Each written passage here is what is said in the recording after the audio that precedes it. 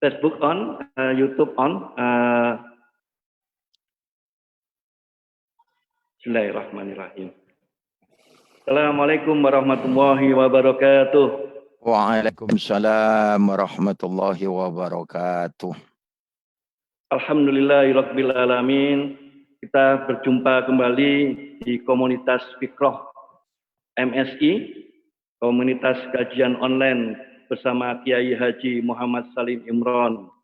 Yang insya Allah kita akan laksanakan kajian online ini setiap hari Kamis malam pukul 20.00. Dan kami ucapkan selamat terpilihnya kembali Kiai Salim Imron sebagai Ketua Umum Dewan Pimpinan Majelis Ulama Indonesia Kabupaten Sidoarjo tahun 2020 tahun 2025.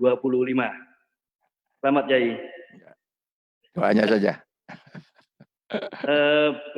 Kiai Salim juga sebagai pengasuh Pondok Pesantren Manbaul Hikam yang terkenal dengan nama Mahika di daerah Putat, Tanggulangin, Sidoarjo.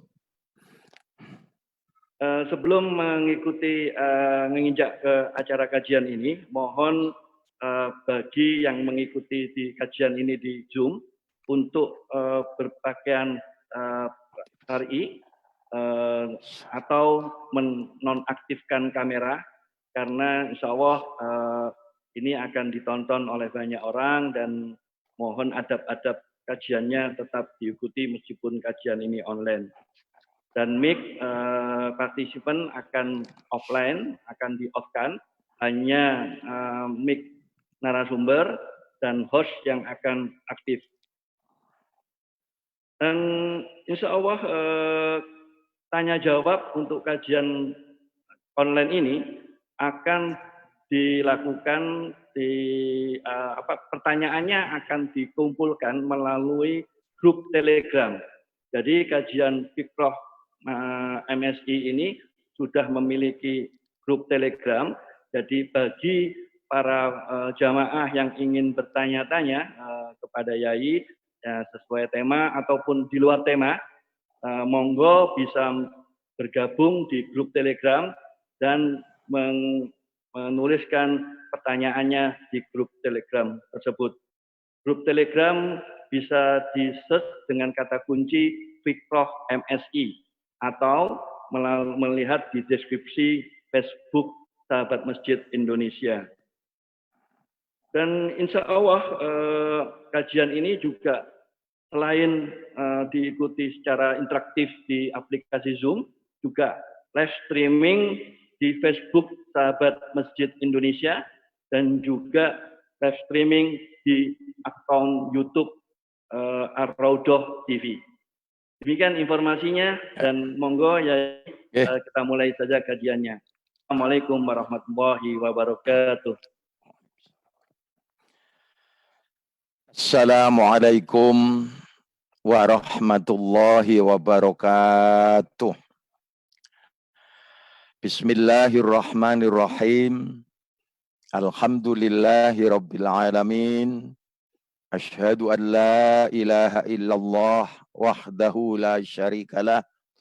Wa asyhadu anna Muhammadan abduhu wa rasuluhu alladzi la nabiyya ba'dah. Allahumma sholli wa sallim wa barik ala sayyidina Muhammadin wa ala alihi wa ashabihi ajma'in.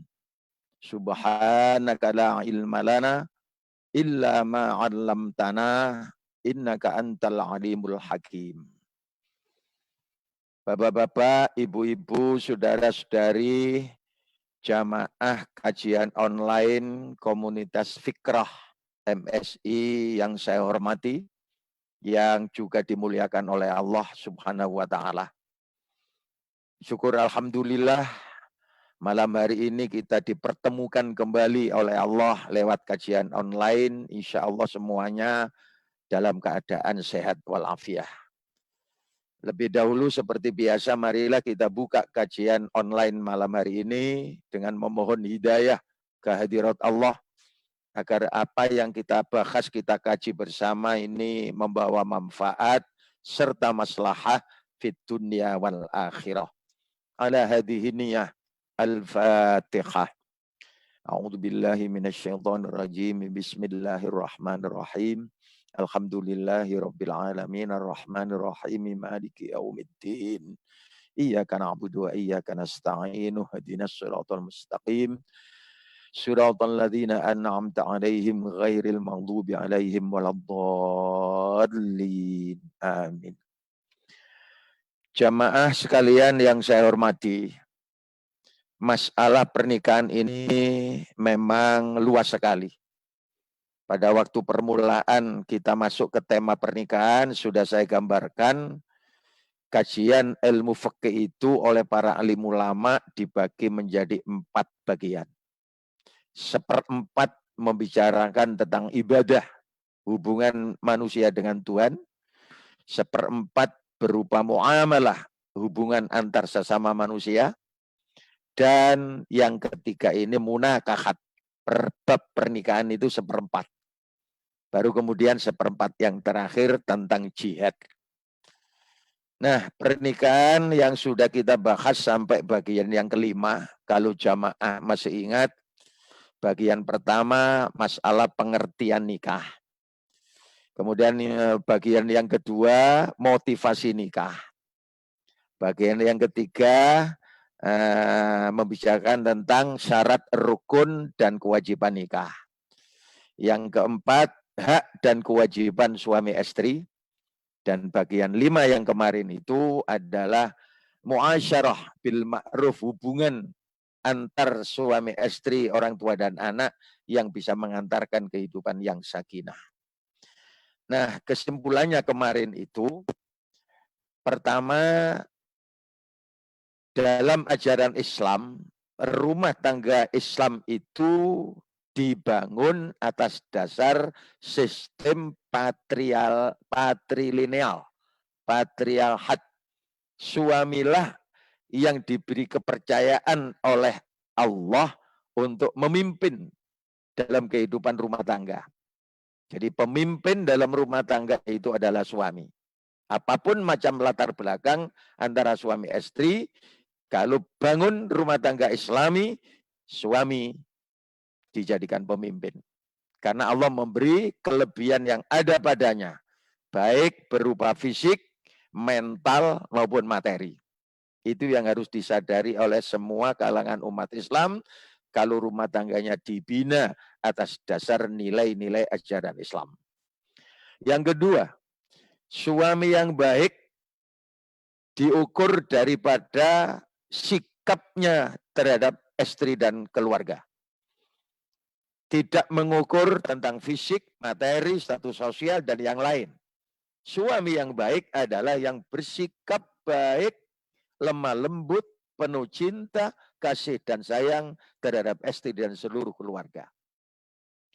Yang ketiga, suami istri berkewajiban saling menjaga rahasia dan melengkapi kekurangan masing-masing. Karena harus disadari oleh semua pihak, khususnya suami istri, tidak ada manusia yang sempurna di dunia ini. Allah ciptakan manusia, baik itu laki maupun perempuan, ada banyak kelebihan, tapi juga ada kekurangannya. Maka masing-masing pihak harus saling melengkapi, merahasiakan rahasia keluarga hendaknya ditutupi, dilengkapi, disempurnakan. Nah, yang keempat, kalau tadi suami yang baik, sekarang istri yang baik, yang sholihah menurut ajaran Islam adalah istri yang bersikap baik, taat, hormat kepada suami. Menyenangkan penampilan lahir batinnya kepada suami. Dan setia bisa menjaga kehormatan diri dan keluarga. Baik suami ada maupun suami tidak ada di sampingnya. Itu kriteria istri yang baik. Nah, yang keempat ini nanti kalau sudah tidak dilakukan, itulah kita nanti masuk kepada masalah yang kita bicarakan, yakni nusyuz, yang ujungnya nanti akan poligami.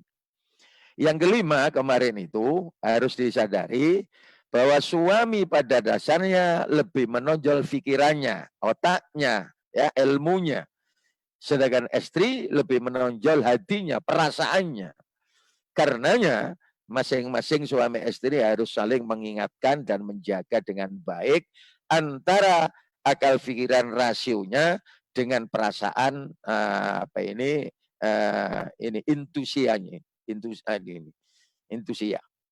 Nah ini yang kita bicarakan kemarin. Maka pada saat ini kita akan bicarakan tentang nusyus.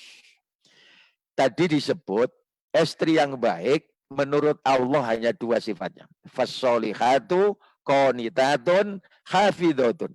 Patuh dan setia. Maka ketika terjadi perubahan watak dan sifat yang penting ini ke arah kebalikannya, apabila seorang istri sudah menentang kehendak suami yang baik, melawan suami yang baik, dengan tidak ada alasan yang dapat diterima menurut hukum syara, maka tindakan itu dipandang sebagai nusyus alias durhaka. Ya. Apapun macam latar belakangnya suami, kalaupun dikatakan kalah terhadap istrinya yang punya kelebihan banyak, maka istri yang solihah tetap taat, hormat, setia kepada suami. Nah kadang-kadang latar belakang istri yang punya nilai lebih dibanding dengan suami ini, muncullah penentangan.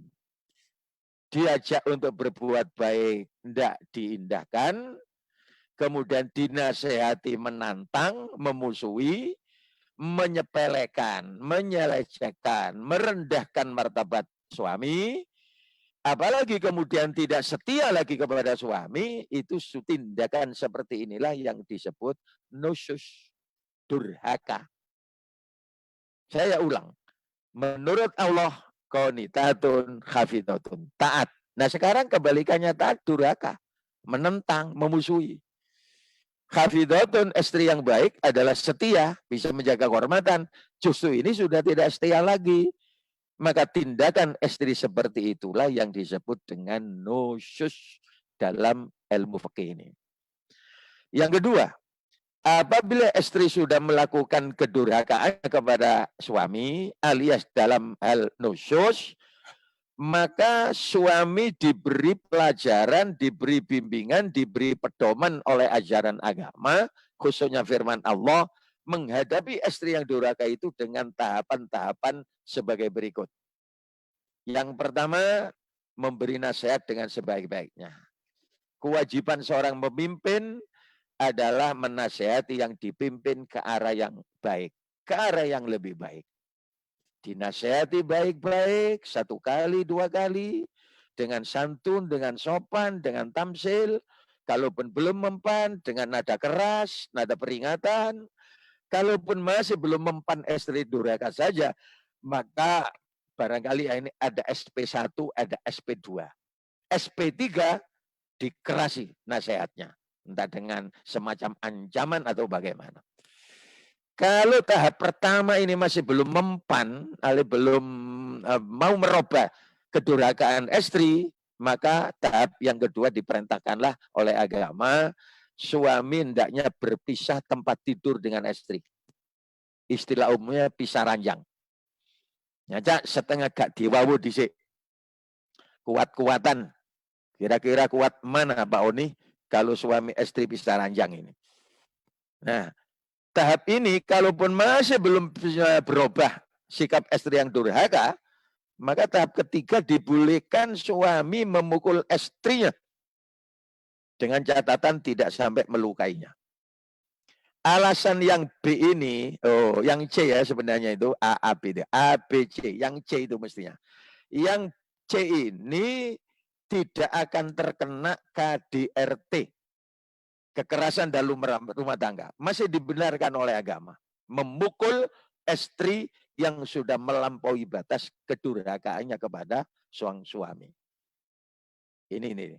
Nah, kalaupun sudah disakiti dengan pukulan masih saja durhaka, maka tidak ada jalan lain, pintu darurat boleh dibuka, menceraikan istri yang sudah durhaka, yang sudah melawan, yang sudah menentang, yang sudah tidak setia lagi ini. Inilah jalan keluar yang diberikan bimbingan, tuntunan, pedoman bagi suami menghadapi istri yang durhaka. Firman Allah di surat An-Nisa ayat 34 itu bisa dilihat. Bagi jamaah yang pegang kertas dan pulpen, nanti dicatat surat An-Nisa 34. Wallati takhafuna nusyuzahunna fa'idhuhunna wahjuruhunna fil madhaji wadribuhun. Nah, kalimat nusyuz itu ya dari ayat 34 surat An-Nisa ini.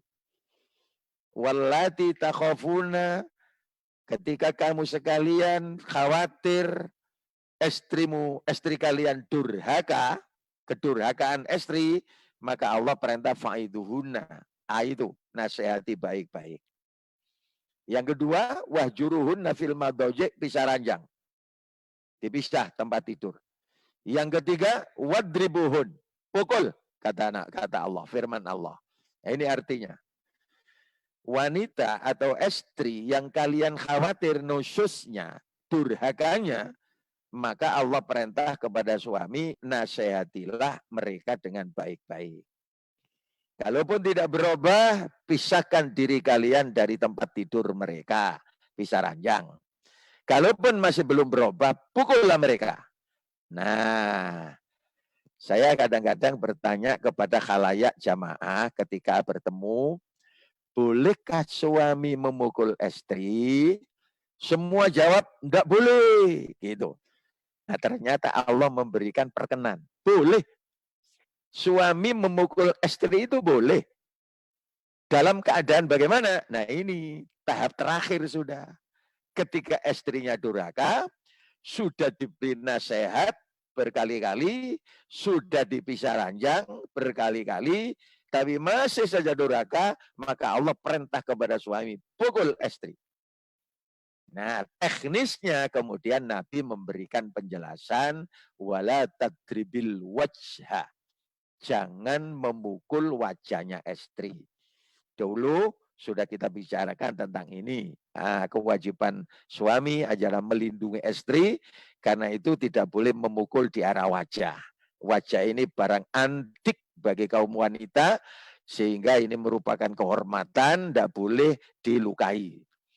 Ada hadis lagi, ghaira mubarras, pukullah tanpa melukai, membekas. Nah, bagaimana caranya itu teknis. Ada dua peringatan petunjuk Nabi. Kalaupun tindakan yang ketiga dari firman Allah di surat An-Nisa 34, pukul istri yang durhaka ini dilakukan, Nabi memberikan juklak, juklis, jangan pukul wajah, jangan memukul yang sampai melukai. Nah, itu ya. Nah, saya biasanya mengatakan lah, kalau tidak boleh dipukul wajahnya, itu pukul apanya? Nah, jamaah biasanya jawab, poni okonge gitu katanya. Nah, itu ya, tidak boleh melukai, tidak boleh wajah. Akibat istri nusyus, akibat istri durhaka, maka, nah ini, hilanglah hak istri yang seharusnya diterima dari suami. Apa itu? Berupa nafkah lahir maupun nafkah batin. Kalaupun menjadi istri yang sekian, tidak berhak pembagian waktu giliran. Dan istri pun tidak berhak menuntutnya. Ini konsekuensi kalau ada istri yang durhaka, sudah tidak bisa menerima belanja nafkah lahir.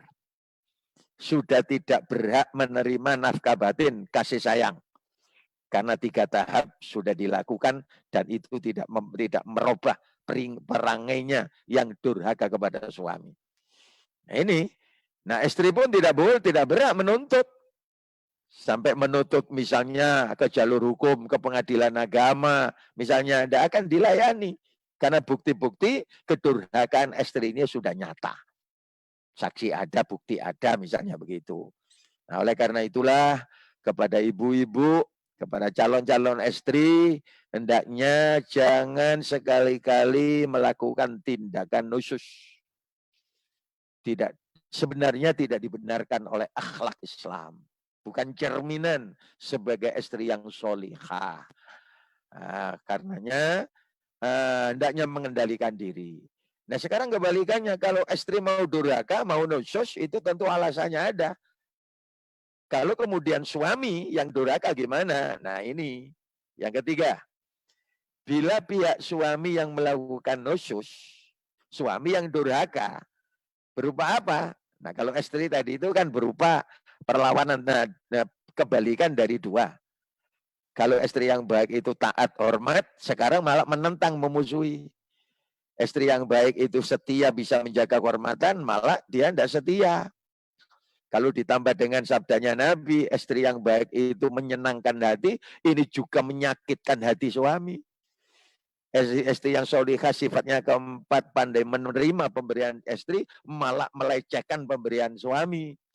Nah itu kalau istri yang durhaka. Sekarang kalau suami durhaka, apa tindakannya? A, tidak memberikan nafkah lahir maupun batin. Jadi kalau suami hanya menuntut hak, kewajiban tidak ditunaikan, baik nafkah lahir maupun nafkah batin, itu sudah termasuk tindakan nusyusnya seorang suami. Karena suami bertanggung jawab, berkewajiban memberikan nafkah lahir maupun batin. Yang kedua, melakukan tindakan kasar, keras. Nah ini KDK ini. Ya, kekerasan dalam rumah tangga. Kalau sudah begini, nah ini suami durhaka namanya. Ya hanya masalah-masalah sepele. Belum sampai istri durhaka. Sudah moroan tangan, plak, plok, cerot. Atau nunjenjek dan seterusnya. Padahal istri dalam kondisi masih baik, istri masih taat, istri masih setia, tapi hanya karena masalah-masalah misalnya belanja, masalah ekonomi, masalah anak, ini kan tidak begitu vital, penting.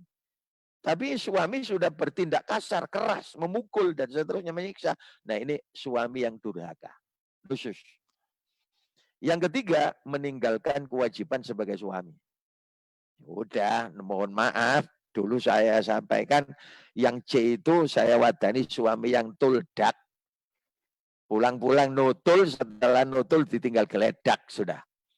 Nah, akhirnya lawala, di mana sang suami sudah meninggalkan setelah pamit, sudah tidak tahu alamatnya, lah ini termasuk suami yang durhaka, yang nusus.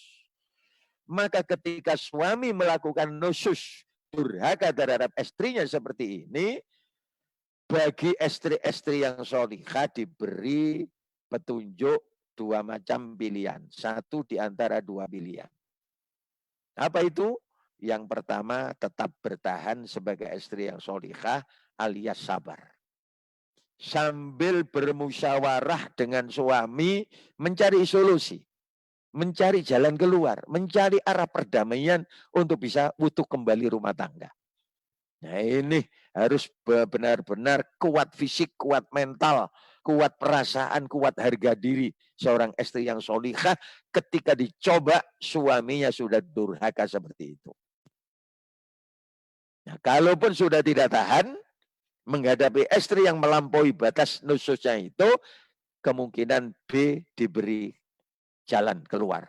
Bila terjadi syikok, deadlock, jalan buntu, sudah tidak bisa berdamai lagi, istri bisa menuntut gugat cerai. Yang namanya khulu. Nanti kita bicarakan bab talak. Untuk sekedar pengetahuan talak itu haknya suami menjatuhkan. Tetapi khulu adalah hak istri untuk gugat cerai. Jadi yang namanya istri itu tidak bisa mentalak suami itu. Istri itu tidak bisa mencerai suami. Yang diberi hak istri itu adalah gugat cerai. Menggugat perceraian kepada pengadilan agama untuk difasakh, untuk dibubarkan akad pernikahan. Itu namanya khulu. Ya. Coba lihat surat An-Nisa ayat 124 ini. Wa inim ra'atun khafat min ba'liha nusyuzan au i'radan fala junakha alaihi ma ayyusliha bainahuma sulha was-sulhu khair wa ukhdiratil anfusus sukh an tuhsinu wa tattaqu fa innallaha kana bima ta'maluna khabira. Nah, itu ada kata nusus lagi. Kalau tadi ayat An-Nisa ayat 5, sekarang ayat 124 bicara tentang nusyus ini. Coba lihat artinya. Jika seorang wanita yang sudah jadi istri khawatir akan nusyusnya suami, durhaka atau sikap tidak acuhnya suami, maka tidak mengapa bagi keduanya mengadakan perdamaian yang sebenarnya. Ya, dan perdamaian itu lebih baik bagi mereka. Nah, ini petunjuk Allah. Berusahalah istri yang dicoba suaminya durhaka itu untuk damai, untuk bersabar, untuk mencari solusi. Damai itu lebih bagus. Gitu. Walaupun sebenarnya manusia itu bersifat kikir. Kikir dalam pengerti untuk ngalah itu pengorbanan itu. Ego manusia kalau sama-sama overnya, sama-sama akunya, tidak ada yang mau mengalah, selalu menyalahkan pihak pasangannya. Kalau itu terjadi, sudah, ini namanya deklot. Maka jika kalian bergaul dengan istri kalian dengan cara baik, memelihara diri kalian dari tindakan nusuk dan sikap acuh, sesungguhnya Allah Maha mengetahui. Jadi ini ayat 128 surat An-Nisa memberikan petunjuk kepada istri yang suaminya nusus kepadanya. Sabar, usahakan berdamai. Namun, kalaupun dengan itu masih saja suami durhaka, jalan keluar berikutnya sudah diberi oleh Allah petunjuk di surat An-Nisa ayat 25 ini. Wa in khiftum shiqaqa bainahuma fab'atsu hakaman min ahlihi wa hakaman min ahliha yurida islahan yuwaffiqillahu bainahuma innallaha aliman khabir. Innallaha aliman khabir. Ya. Apabila kalian khawatir ada persengketaan antara keduanya, nah ini sikok itu ya. Sikok itu perkelahian, pertentangan atau sudah konflik. Jika kalian khawatir ada konflik antara suami istri, sudah tidak ada jalan keluar lagi, tidak bisa didamaikan. Langkah pertama, kirimlah hakam, juru damai dari kedua belah pihak, mewakili keluarga laki-laki dan seorang lagi mewakili keluarga perempuan. Berunding, cari jalan keluar. Agar suami istri yang mengalami syikok tadi itu bisa utuh kembali. Jika kedua orang hakam itu bermaksud mengadakan perbaikan kehidupan rumah tangga suami istri yang sedang syikok itu, niscaya Allah akan memberikan taufik kepada suami istri itu. Sesungguhnya Allah Maha mengetahui dan Maha mengenal. Innallaha alimun khabir. Itu ya. Jadi diutuslah ini. Jadi ada guru damai, sesepuh, orang tua dengan mertua, paman pakde, bude bule bertemu, atau tokoh sentral. Mungkin ada suami yang masih hormat kepada sang gurunya dulu. Istrinya juga gitu, guru sama guru. Nah, dua belah pihak ini, hakam ini, juru damai itu bertemu, merundingkan bagaimana cara baiknya. Nah, kalaupun ini juga langkah ini masih jalan buntu, tidak bisa berdamai, ya bagaimana lagi? Maka jalan keluar ya apalagi pintu darurat. Perceraian masih bisa dimungkinkan. Itulah yang nanti kita bicarakan tentang talak, tentang khulu, tentang dan seterusnya. Nah, kembali kepada kalau istri yang nusyus, kalau istri yang durhaka, kemudian suami sudah memberikan petunjuk, nasihat yang baik, kemudian bisaran yang sudah melukai fisik tanpa melukai, menyakiti fisik tanpa melukai sudah, akhirnya ya ini, kalaupun suami tidak ingin mencerai, maka kemungkinannya ya apalagi kalau tidak poligami. Apalagi kalau tidak suami diam-diam akan mencari istri baru. Ini jadi satu di antara alasan mengapa suami kemudian beralih atau cari the other woman, cari istri baru antara lain karena istrinya durhaka, istrinya menentang, memusuhi, nggak nurut, istrinya sudah tidak menyenangkan lagi, entah penampilan, akhlaknya dan sebagainya, istrinya sudah tidak setia lagi. Sedangkan anak-anak masih banyak, masih kecil-kecil, mau dicerai, kasihan anak. Maka suami akhirnya ini cari jalan pintas poligami, cari ketenangan. Nah, marilah kita bahas bab yang kedua, pasal yang kedua ini tentang poligami. Jamaah sekalian yang saya hormati, khususnya ibu-ibu, para istri, jangan salah paham lebih dahulu. Kalau kata-kata poligami itu menyakiti sang istri. Dan kalau ada poligami, itu seolah-olah suami yang tukmis. Gak kenek kepetuk, batuk kelemis gitu ya. Nah, banyak alasannya. Mari kita bahas tentang ini dengan hati yang jernih. Ini ilmu dan ini ajaran agama. Yang pertama, pada dasarnya menikah dalam agama Islam itu bersifat monogami. Seorang suami beristri seorang wanita. Suami istri, suami satu, istri satu, monogami. Namun dalam keadaan tertentu Islam membolehkan poligami. Seorang suami beristri lebih dari seorang wanita. Itu loh ya, dalam keadaan tertentu. Ada sebab yang membolehkan, yang memperkenankan untuk suami berpoligami. Beristri lebih dari satu.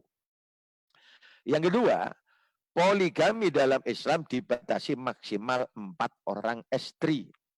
Istri 1, 2, 3, dan 4. Lebih tidak boleh. Itu. Dari mana? Yang ketiga, syarat utama seorang suami boleh berpoligami adalah mampu. Nah ini, kemampuan ini terkait dengan mampu lahir. Fisik, anggota tubuh sempurna. Ya, sempurna. Apalagi alat vitalnya sempurna. Kemudian mampu batin, sifat akhlaknya yang terutama adalah adil. Adil itu adalah meletakkan sesuatu pada tempatnya. Kebalikan adil itu adalah zalim. Meletakkan sesuatu tidak pada tempatnya. Seorang laki-laki yang punya sifat adil itu tidak selamanya harus sama rata sama rasa. Bagaimana membagi cinta, kasih sayang, nafkah lahir, nafkah batin itu secara adil, masing-masing pihak merasa terpenuhi kebutuhan hidupnya. Ini syarat utama. Yang keempat, sebaliknya syariat Islam melarang, bahkan haram, kalau ada seorang istri bersuami lebih dari seorang laki-laki. Itu namanya poliandri. Jadi ada poligami, ada poliandri. Kalau poligami itu suami beristri lebih dari satu. Poliandri justru istrinya yang bersuami lebih dari 2, lebih dari 1. Loh, lah kok mungkin ada orang yang liberal menyatakan lah kok enak. Suami boleh, istri tidak boleh. Harap maklum. Mohon maaf ya, sekedar gambaran. Suami itu ibarat pancuran. Istri itu ibarat gelas. Maka pasangan yang ideal itu air yang memancur dari pancuran ditampung oleh satu gelas. Ini melahirkan minuman yang sudah sah, yang bisa dipertanggungjawabkan hasilnya. Nah sekarang kalau dibalik, gelasnya 1, pancurannya 4. Panjurnya 4. Nah, rasa di dalam gelas ini bau apa? Rasa apa? Ya, karena itu tidak bisa dipertanggungjawabkan hasilnya. Itu gambaran ya. Saya ada ngecosi, tapi itu gambarannya mengapa dalam Islam istri tidak boleh poliandri. Nah, untuk itu mari kita bahas dasar poligami itu tercantum dalam surat An-Nisa ayat 3 ini. Sampai saya warnai itu. Fa in khiftum alla tuksitu fil yatama fankihu ma taba lakum minan nisa'i mathna wa thulatha wa ruba'a. Wa in khiftum alla ta'dilu fawahidatan aw ma malakat aymanukum dzalikum alla ta'ulu. Itu ayat ya. Kalau kamu sekalian khawatir tidak bisa bertindak adil terhadap anak yatim, maka yang saya warna hijau itu perintah. Fangkihu, maka nilailah, fangkihu, maka menikahlah. Matobalakum minalisa, mana orang perempuan yang kamu senangi, masna, poligami 2, wasulasa, istri yang ketiga, waruba'a, dan istri yang keempat. Tapi wa in khiftum, kalau kalian tidak khawatir tidak bisa berbuat adil, ala ta'dilu, adil terhadap 2, 3, dan 4, fawahidan, cukup satulah. Kata Allah, fawahidatan, istri satu itu sudah cukup. Wa malakat aymanukum, dulu itu ada budak. Nah dari sinilah tadi itu ada asas pernikahan dalam Islam itu monogami. Suami satu, istri satu.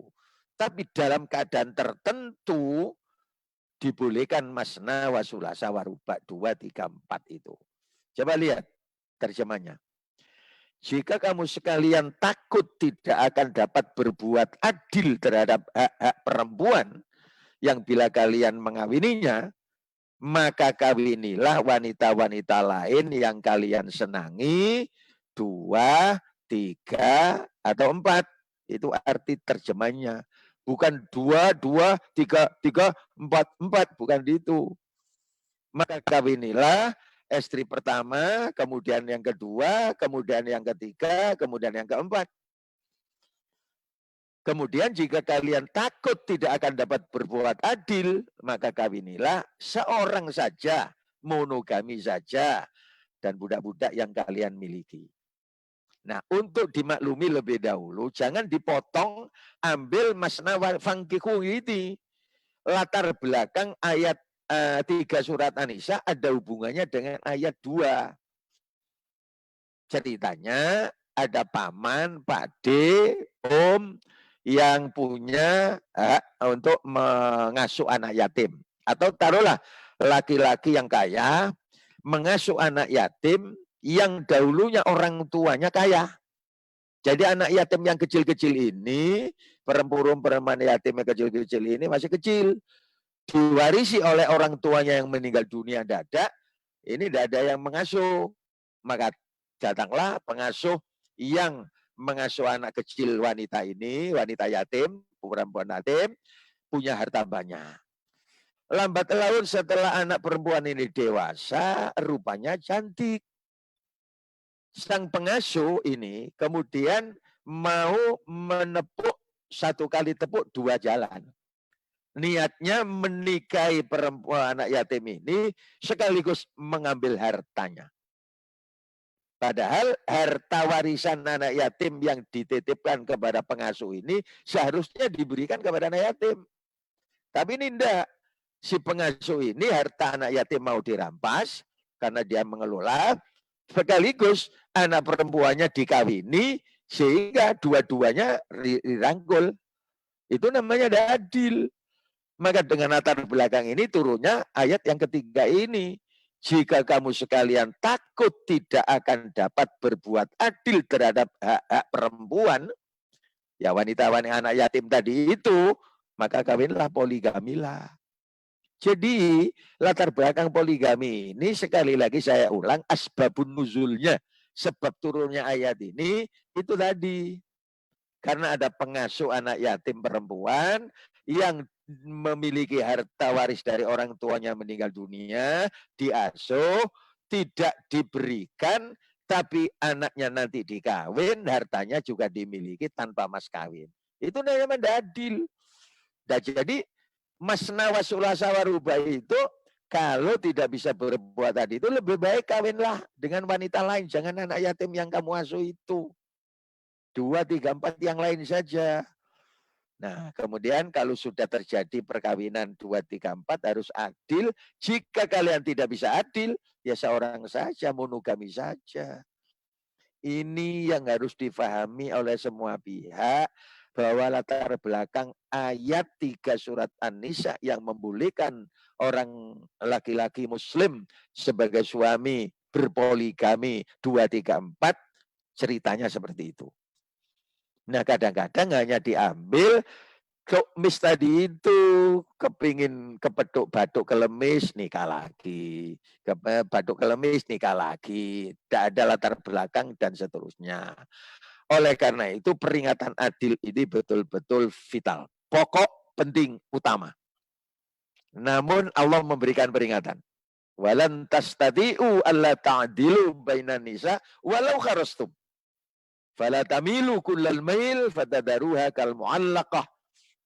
Ini wa in tuslihu wa tattaqu fa innallaha kana ghafurar rahim. Apa itu artinya? Coba lihat. Sekali-kali kamu sekalian tidak akan dapat berbuat adil di antara istri-istri kalian. Kalau ngaji nahwu sorob, lan itu ada tuh taksir. Diputus. Kalau diterjemahkan bahasa itu, sekali-kali tidak akan. Jadi tidak akan bisa. Kalau la nafi itu tidak adil, itu kemungkinan di lain saat bisa adil. Tapi kalau kata-kata lan itu sama, sudah tidak ada kemungkinan untuk bisa adil. Sekali-kali tidak akan dapat berbuat adil kalian kepada istri. Walau kharastum, walaupun kalian sangat ingin berbuat demikian. Karena itu janganlah kalian terlalu cenderung kepada yang kalian cintai. Kalau mu'allaqah, sehingga kalian membiarkan yang lain terkatung-katung. Seperti hanya digantung. Mohon maaf, kalau istri pertama digantung, istri kedua, ketiga, keempat saja yang disayangi. Ini istri yang pertama terkatung-katung. Kalau mu'allaqah seperti gantungan. Atau sebaliknya, istri pertama saja yang dianu, istri kedua hanya sekedar mampir, tuldak. Ini yang digantung. Jangan seperti itu, ojo keterlaluan lah, gitu loh, kata Allah. Dan jika kalian mengadakan perbaikan dan memelihara diri, maka sesungguhnya Allah pengampun lagi Maha Penyayang. Setelah turun ayat ini, Nabi itu sering mohon ampun kepada Allah. Karena kita tahu istri Nabi itu setelah ditinggal Ibu Khadijah yang pertama dan Maria Kiptiyah yang ketujuh, kalau tidak salah, beliau punya istri 9. Sebelum ayat ini turun ya. Jangan salah paham. Ini saya singgung. Nabi Muhammad sudah punya istri 9. Surat An-Nisa ayat 3, ayat poligami belum ada. Begitu ayat 3 surat An-Nisa tadi itu turun, Nabi kemudian diberi petunjuk oleh Allah, tawarkanlah kepada istri-istri Muhammad, kalau memang ingin pisah, dipisah. Karena tidak bisa memberi kehidupan dunia yang layak. Tapi kalau memang masih ingin tetap jadi istri Nabi, biarkan. Jadi kekhususan untuk Nabi dibolehkan oleh Allah, istri yang 9 itu tetap dipertahankan, tapi tidak boleh tambah. Khusus Nabi, tidak boleh ditiru. Dan Nabi memang melarang, Allah melarang. Kepada laki-laki muslim tetap berlaku ayat 3 surat An-Nisa. Jangan tiru-tiru Nabi. Maka ketika lantas tatiu ini datang kepada Nabi, Nabi sedih, tidak bisa adil seadil-adilnya. Kalau giliran lahir, bisa Nabi. Giliran lahir. Nafkah lahir, sekuat kemampuan Nabi berusaha. Tapi kalau sudah hati, sudah cinta, sudah sayang, ini ternyata Nabi tidak bisa membohongi diri, lebih mengarah kepada Bu Aisyah yang masih muda itu. Maka Nabi kemudian mohon kepada Allah, mohon ampun ya Allah, saya sudah tidak mampu lagi melaksanakan keadilan sesuai dengan perintahmu. Inilah yang saya sudah lakukan, ampunilah saya. Doa seperti ini penting bagi suami-suami yang berpoligami, akan dimaafkan oleh Allah. Jadi sekali lagi ya, peringatan bagi orang laki-laki yang mau poligami, syarat utamanya adil. Nah, di ayat ini Allah mengatakan sekali-kali kamu tidak akan bisa adil. Karena itu Nabi kemudian memberi peringatan. Ayo bapak-bapak, ini ibu-ibu ya, senjata ibu-ibu. Kalau nanti suami, ibu minta izin untuk poligami. Nabi mengatakan ini, mangkanat lahu imra'atani, famala ila ikhdahuma dunal ukhra, ja'a yaumal qiyamah wa syikkuhu ma'ilun. Hadis riwayat Imam Bukhari Muslim dari Abu Hurairah. Barang siapa ada seorang suami beristri dua, sedang dia lebih condong mementingkan seorang dari keduanya dan mengalahkan yang lain, maka nanti dia akan datang nanti di akhirat, kiamat, yaumil ba'si, bangun dari alam yang sudah ditinggal, masuk akhirat dalam keadaan pinggangnya bengkok, hari wong Jawa semper rangon. Nah ini Bu, senjata Bu. Kalau ada bapak-bapak suami-suami yang ingin bermadu, ingin poligami, Pak, gak apa-apa, sampean wayuwo, tapi aku ngelingno teko Nabi semper penuh. Karena sulit untuk berbuat adil. Ya tadi itu saya sebut, nek wis kado mbok tuwa tok, mbok enom mek digampiri tul ditinggal. Kalau sudah mbok nom tok istri 2-3 tok, mbok tua habis manis sepati buang. Harap ingat, bangun dari kuburan masuk akhirat nanti pinggangnya bengkok, semper, ngeser. Naudzubillah min dzalik. Nah, ini yang perlu diingat. Sekarang masuk itu menurut ajaran agama Islam ya. Sekarang kita banding. Undang-Undang Perkawinan nomor 1 tahun 1974. Pasal 3 menyatakan, ayat 1. Pada asasnya dalam sebuah perkawinan, seorang pria hanya boleh mempunyai seorang istri. Seorang wanita hanya boleh mempunyai seorang suami. Nah ini ayat 1. Negara memberikan undang-undang kepada warga negaranya, asas dalam perkawinan monogami. Suami 1, istri 1.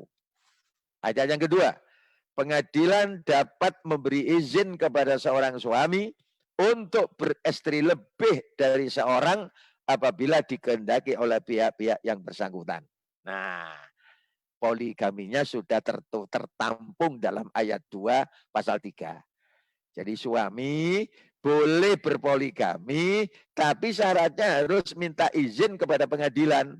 Dalam kaitan ini tentu pengadilan agama bagi warga negara muslim, pengadilan negeri bagi non-muslim. Minta izin ke pengadilan. Kalau sudah surat datang dari pengadilan, hakim menentukan boleh, maka silakan suami kawin lagi. Kalau dikehendaki oleh pihak-pihak yang bersangkutan. Pasal 4, ayat 1. Dalam hal seorang suami akan beristri lebih dari seorang, maka wajib ia mengajukan permohonan kepada pengadilan setempat. Suami mengajukan permohonan kepada pengadilan agama. Nanti akan disidang oleh hakim. Apa alasannya, bagaimana kemampuannya, baru akan diizinkan. Ayat 2. Pengadilan hanya memberikan kepada suami izin tersebut apabila, ini alasannya. A.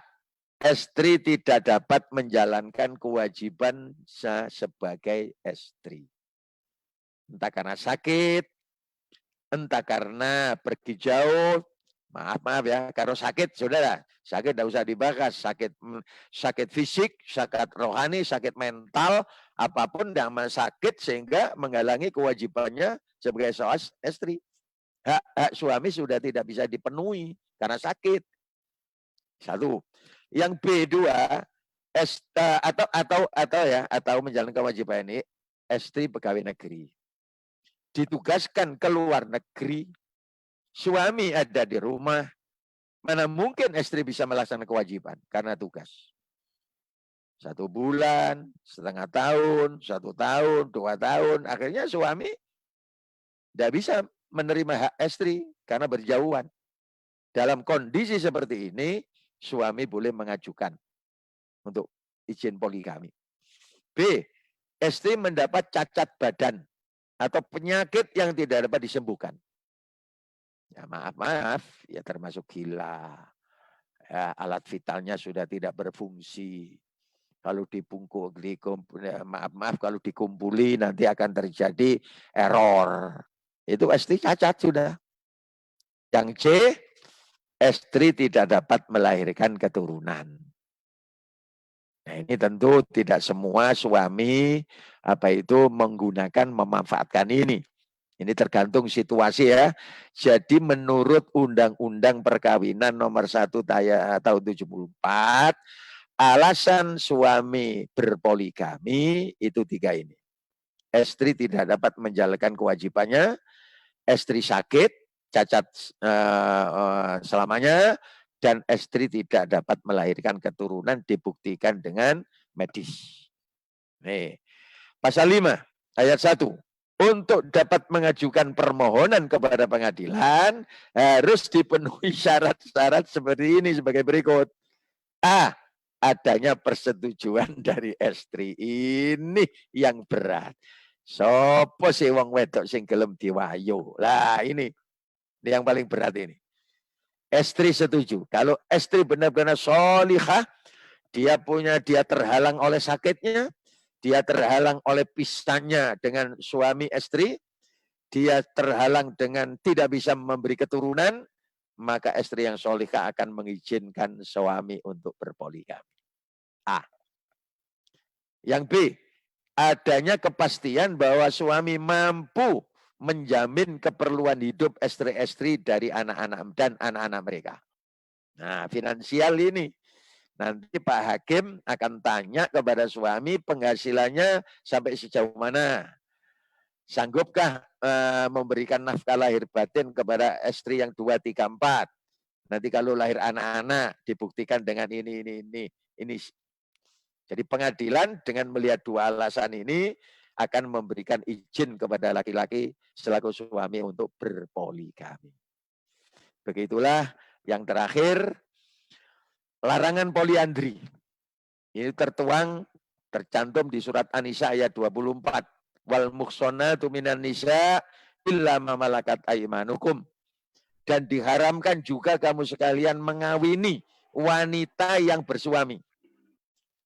Kalau istri ini masih bersuami, belum ditalak oleh suaminya, belum cerai secara resmi, keluar dari masa iddahnya, diharamkan laki-laki manapun untuk mengawini istri seperti ini. Kecuali budak-budak yang kalian. Nanti akan terjadi poliandri itu. Dan ini beberapa kali kejadian. Karena pisah, tanpa ada pemutusan talak atau khulu, tahu-tahu istri dinikahi oleh laki-laki lain mau. Sehingga kalau resmi, tidak mungkin. Mengapa? Karena kalau resmi melalui KUA, maka akan dibuktikan dengan keterangan RT, RW, dan kelurahan. N1, N2, N3 itu menyalahkan status duda, setelah status janda, status gadis, status itu diketahui dari situ. Karena larangan poliandri. Nah, demikianlah Bapak-bapak, ibu-ibu, saudara-saudari jamaah online, kajian fikroh yang saya hormati, apa yang saya bisa sampaikan malam hari ini tentang nusyuz dan poligami. Mudah-mudahan para ibu-ibu, para istri-istri tidak melakukan nusyuz, suami-suami juga tidak nusyuz. Kalaupun ada kesalahan, mari saling memaafkan, biar rumah tangga tetap utuh. Dan kalaupun berpoligami, ingat syarat-syaratnya berat seperti tadi itu. Kalaupun tidak ada alasan yang penting, harapan saya ini hendaknya tidak berpoligami. Tapi kalau alasannya maton, monggo, asal benar-benar adil dan ada izin.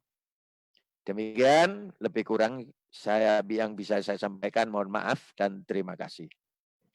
Monggo Pak Oni. Terima kasih Yai. Kita masuk ke menjawab pertanyaan-pertanyaan yang sudah dilontarkan di grup Telegram. Jadi bagi jamaah yang ingin bertanya, bisa menyampaikan di grup Telegram. Grup Telegram bisa di-search dengan kata kunci Fikroh MSI. Oke, pertanyaan pertama Yai, hal apakah yang paling penting dipersiapkan sebelum mengambil keputusan untuk berpoligami. Ini sesuai dengan tema Ini kita. berarti sudah nyaut ini ya pelajarannya sampai Ya, ditanyakan ini. Pak Oni seperti dalil-dalilnya tadi itu sudah ada ya. Sekarang hanya saya tunjukkan itu saja di layar itu. oke. Pasal 4 ayat 2 itulah yang menyebabkan bolehnya suami berpoligami. Persiapannya apa? Dilihat alasannya. Istri masih menjalankan kewajiban apa tidak? Dilihat. Istri sehat atau sakit. Nah, C, istri melahirkan anak atau tidak. Ini alasan ini, persiapan ini dulu. Kalau alasan ini ada, satu di antara 3 alasan ini ada, langkah berikutnya persiapan ya sudah bertentu Pak Oni. Yang ayat 1 pasal 5A itu yang berat Pak Oni. Ya, ya, ya. Minta izin kepada istri tua. yang izinkan aku poligami yang persiapan ini. Nah kalau dibolehkan, nah baru apa ini kekuatan fisik dan materi. Jangan jadi bonek lah, mohon maaf tanda kutip. Saya tidak nyinggung bonek Persibaya ya. Jangan jadi istilah bondo nekat doai. Mek kepingin wayo, kepingin melampiaskan nafsu A, B, C, D, hanya itu tok. Tapi persiapan jasmani rohani benar-benar dievaluasi. Kebutuhannya juga sudah memungkinkan apa tidak. Lalu persiapan yang dikhawatirkan Pak Oni tadi itu Pak Oni tanda kutip semper. Siapa yang punya ST2, 3, 4 nggak adil, nyisih ke sebelah, ngalah no sing liya, mbok bangun dari kuburan nanti semper penuh. Ini yang perlu dikhawatirkan. Oleh karena itu biar tidak ada masalah ke depan, usia semakin tambah tua, apalagi si Pak Oni yang dicari. Sudah satu sajalah kata Allah tadi itu, fawahidatan. Itu saja itu.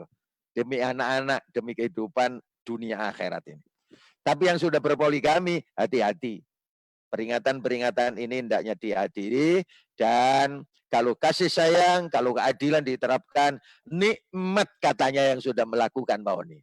Saya masih belum merasakan karena tidak ingin.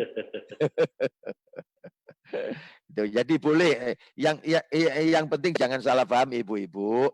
Poligami ini dibolehkan oleh agama dengan persyaratan seperti tadi itu. Itu yang penting dengan penyebab seperti itu.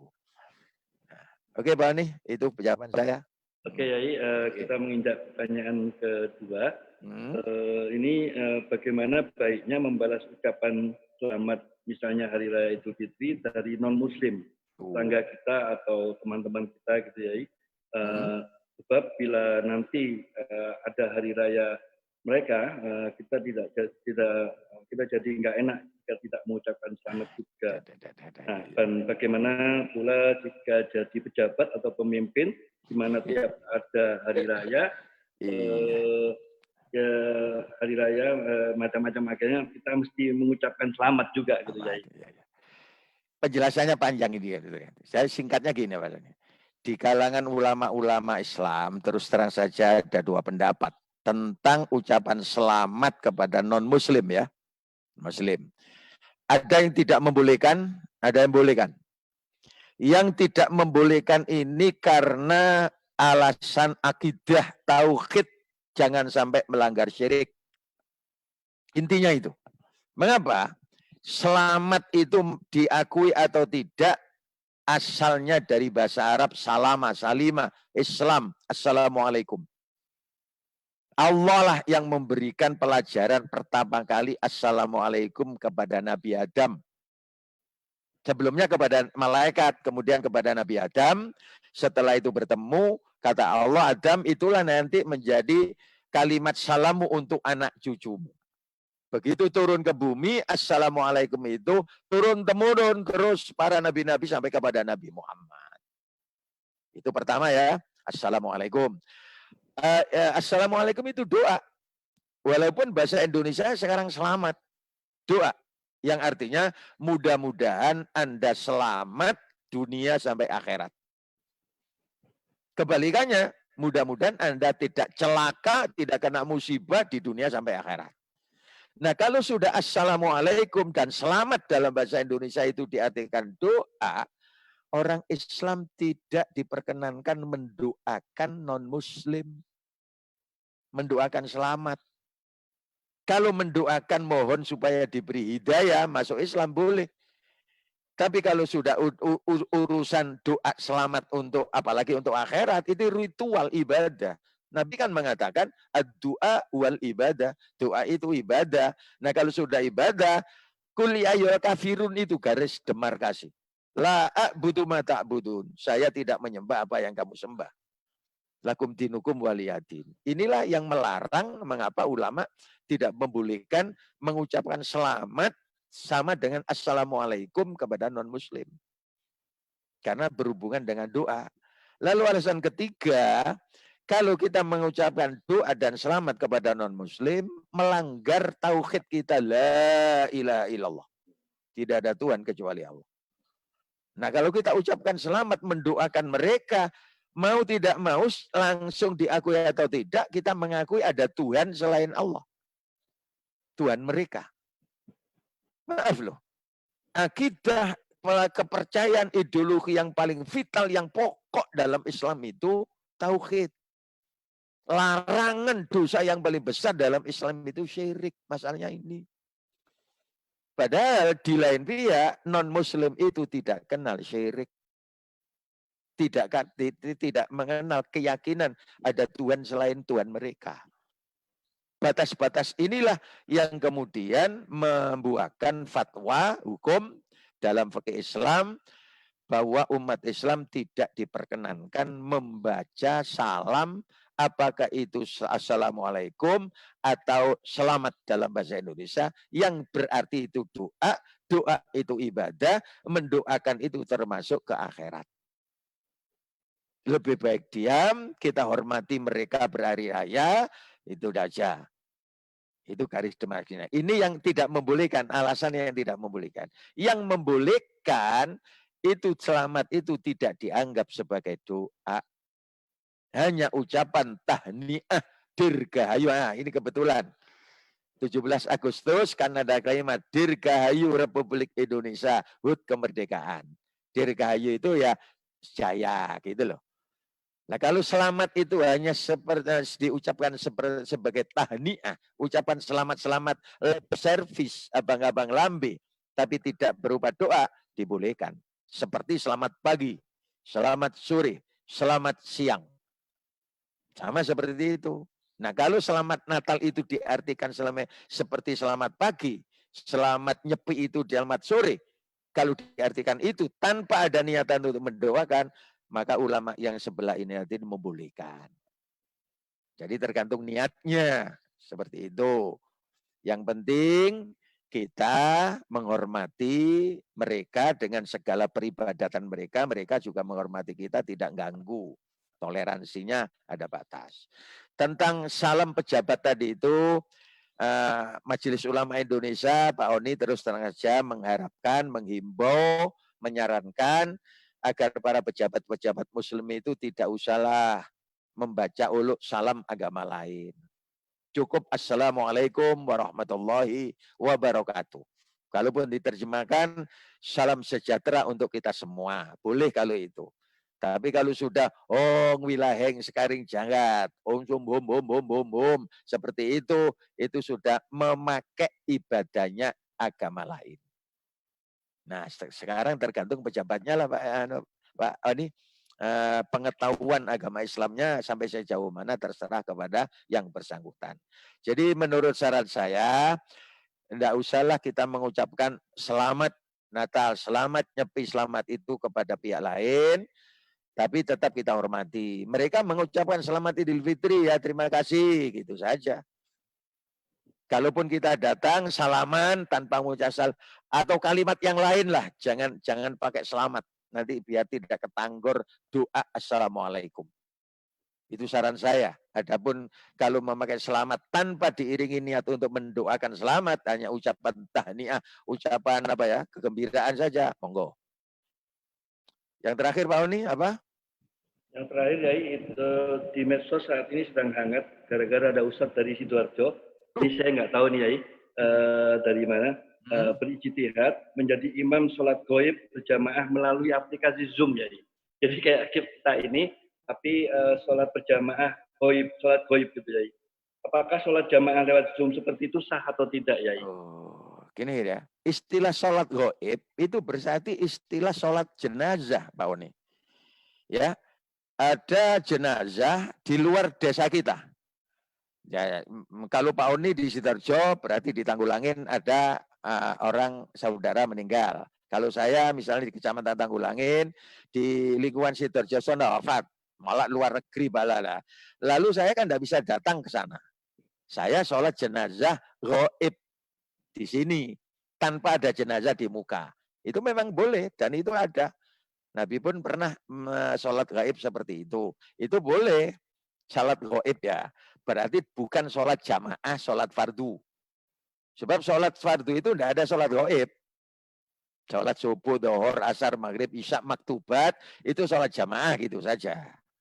Nah sekarang media televisi, kemudian ini Zoom, digunakan untuk jamaah sholat jamaah. Ya, saya sholat di rumah saya ini Pak Oni. Karena Zoom Pak Oni di Pondok Jati, teman-teman anggota Zoom ini menyebar, ngikuti saya jadi imam.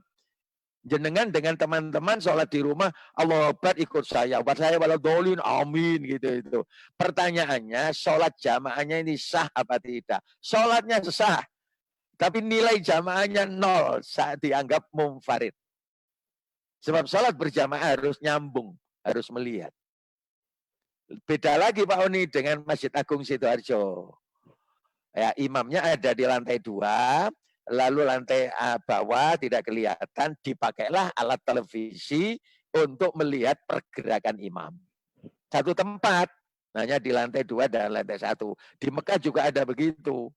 Jadi tidak apa-apa, sholat jamaahnya masih sah 27 derajat. Tapi kalau sholat dengan Zoom seperti saya yang imami di sini, Pak Oni di Pondok Jati, Pak Andi di sana, sana, sholatnya bareng, ngikuti, sah sholatnya, tapi nilainya sama dengan sholat sendirian.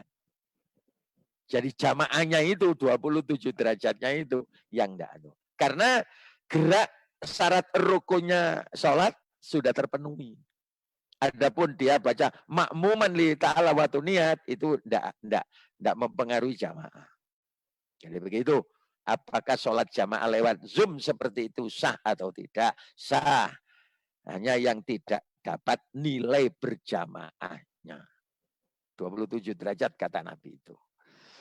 Oke, wallahu a'lam bishawab. Mudah-mudahan bisa diterima. Oke, Yai. Oke, Pak nih, ini ada permohonan doa bersama. Oh iya. Jadi untuk jamaah juga monggo apabila yang ingin doa bersama di kajian kita ini, kita bisa mengirimkan juga di aplikasi Telegram.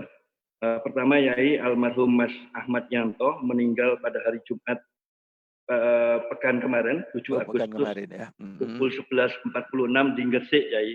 Ada di Gresik. Habis itu ada lagi nomor 2 almarhum Bapak Haji Sarifudin Jainuddin bin Muhammad Idi meninggal tahun 2012, Yai. Masya Allah, 8 tahun yang lalu ya.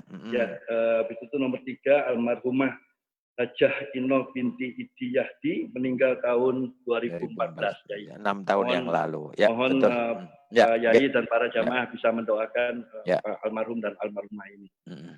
Dan jamaah sekalian, sebagai sesama Muslim, kita memang dianjurkan untuk saling mendoakan. Saling mendoakan sesama Muslim, baik yang masih hidup maupun yang sudah mati. Itu ajaran Islam bahwa kita mengakui persaudaraan ukhuwah Islamiyah itu baik hidup maupun mati. Sudahlah, tidak usah berbicara tentang dalil sampai dan tidaknya, kita diperintah untuk mendoakan yang sudah meninggal dunia. Maka saudara kita, keluarga besar, kajian online Fikroh ini meminta doa kepada kita semuanya untuk almarhum Bapak Ahmad Yanto, Bapak Haji Sarifudin Jainuddin bin Muhammad Idi, Ibu Hajah Ino binti Idi Mahdi yang sudah wafat, Mudah-mudahan ibadah dan amal solehnya ketika masih hidup diterima, diridhoi oleh Allah Subhanahu wa Ta'ala, dan khilaf salah dosanya selama hidup masa lalu diampuni oleh Allah. Keluarga yang ditinggal mudah-mudahan sabar, tabah, dan tawakal kepada Allah bisa melanjutkan kebaikan-kebahagiaan almarhumin tadi. Ala hadiniyah al-Fatihah. A'udzu billahi minasyaitonir rajim. Bismillahirrahmanirrahim. Alhamdulillahi rabbil alamin. Arrahmanir rahim. Maliki yaumiddin. Iyyaka na'budu wa iyyaka nasta'in. Ihdinas shiratal mustaqim. Shiratal ladzina an'amta 'alaihim ghairil maghdubi 'alaihim waladdallin. Amin. Kita baca qul falaq dan nas. Bismillahirrahmanirrahim. Qul huwallahu ahad. Allahus samad. Lam yalid wa lam yulad wa lam yakul lahu kufuwan ahad. Bismillahirrahmanirrahim. Qul a'udzu birabbil falaq min syarri ma khalaq wa min syarri ghasiqin idza waqab wa min syarri nafatsati fil 'uqad wa min syarri hasidin idza hasad. Bismillahirrahmanirrahim. Qul a'udzu birabbin nas, malikin nas, ilahin nas, min syarril waswasil khannas alladzi yuwaswisu fi sudurin nas minal jinnati wan nas. Alhamdulillahi rabbil alamin. Allahumma sholli wa sallim wa barik ala sayyidina Muhammad wa ala alihi wa ashabihi ajmain. Allahumma taqabbal wa ausil wa balligh thawaba ma qara'na ila hadratin nabil Mustafa Muhammadin sallallahu alaihi wasallam wa ila al-marhumin al-madhkur. Allahumma ighfir lahum warhamhum wa'afihim wa'fu anhum wa akrim nuzulahum wa wasi' madkhalahum wa taqabbal hasanatihim wamhu an sayyi'atihim. Allahumma ja'al kuburahum rawdatan min riyadil jinan wa la taj'al kuburahum khufratan min khufarin niran. Rabbana taqabbal minna innaka antas samiul alim wa tub alaina innaka antat tawwabur rahim. Allahumma ya Allah, na'udzu bi kalimatillahi tammati min syarri ma khalaq.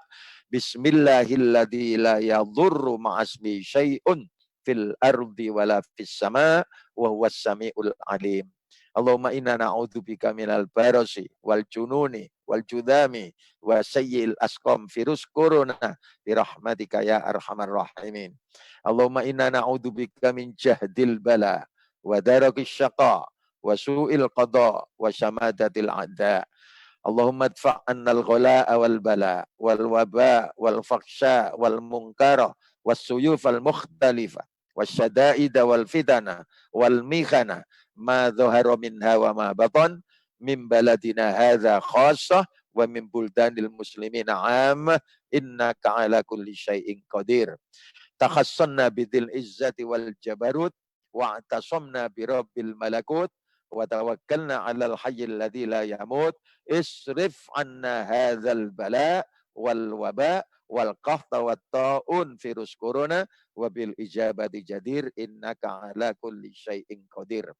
Kepada yang sakit-sakit kita doakan mudah-mudahan sembuh.